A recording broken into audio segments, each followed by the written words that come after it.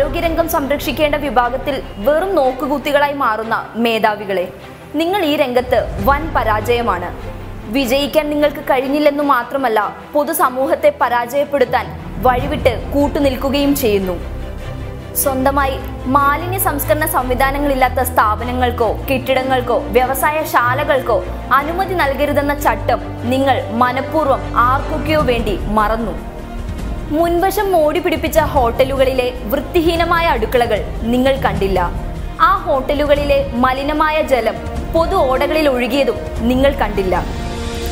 അന്യസംസ്ഥാന ലോബികളുടെ കുടുസുമുറികളിൽ വേവുന്ന പല ഭക്ഷണ പദാർത്ഥങ്ങളും, കളറുകൾ ചേർത്ത വിഷപാനീയങ്ങളും, വിനാശക്കൂട്ടുകൾ ചേർത്ത മിഠായികളും വിദ്യാലയ പരിസരത്തെ അങ്ങാടികളിൽ സുലഭമായി വിൽക്കപ്പെടുന്നതും നിങ്ങൾ അറിഞ്ഞില്ല.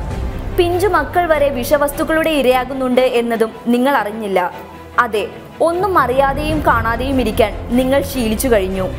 ഈ മണ്ണിൽ പൊതുസമൂഹം നാൾക്കുനാൾ ശോഷിച്ചപ്പോഴും നിങ്ങൾ മാത്രം കരുത്താർജിച്ചു.